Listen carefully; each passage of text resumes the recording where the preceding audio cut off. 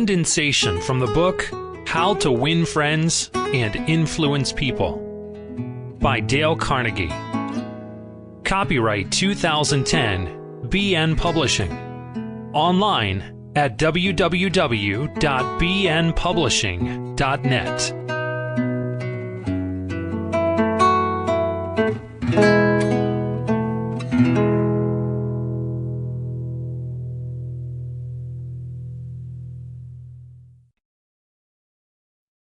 The ability to deal with people is as purchasable a commodity as sugar or coffee, and I will pay more for that ability than for any other under the sun. John D. Rockefeller, Sr. This is a working handbook in human relations. It isn't merely to be read, it is to be used. If the knowledge it contains isn't applied, it will soon be forgotten.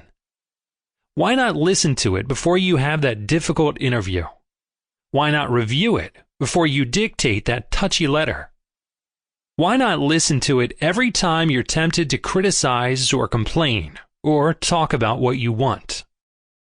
A condensation from the book How to Win Friends and Influence People by Dale Carnegie. 1. Don't criticize. The German army won't let a soldier file a complaint and make a criticism immediately after a thing has happened. He has to sleep on his grudge first and cool off. If he files his complaint immediately, he is punished. By the Eternals, there ought to be a law like that in civil life too. A law for whining parents and nagging wives and scolding employers and the whole obnoxious parade of fault-finders. If you want to gather honey, don't go around kicking over beehives, as Abe Lincoln used to put it.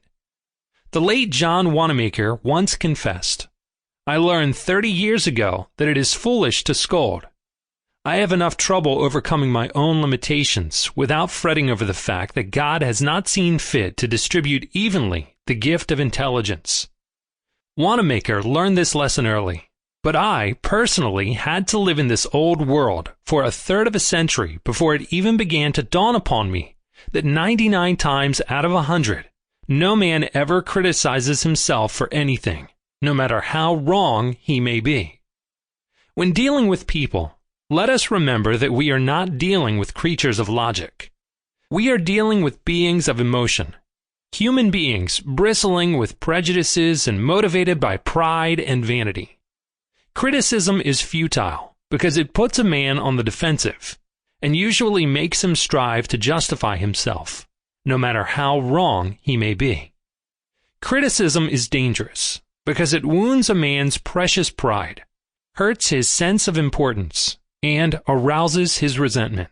"I never criticize anyone," says Mr. Schwab. "I am anxious to praise, but loath to find fault."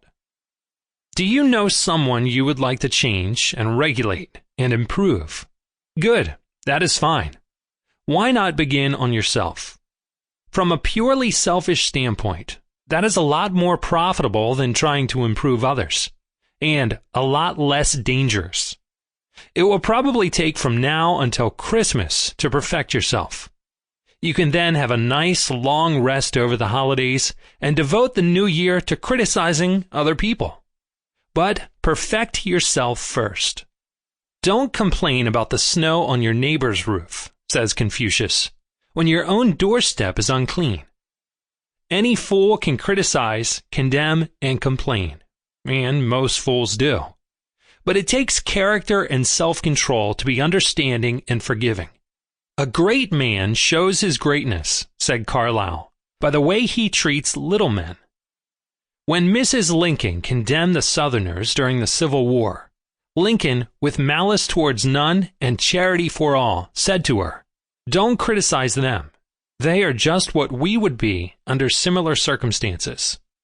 Instead of condemning people, let's try to understand them. Let's try to figure out why they do what they do." That's a lot more profitable and far more intriguing than criticism. And it breeds sympathy, tolerance, and kindness. Sample complete. Ready to continue?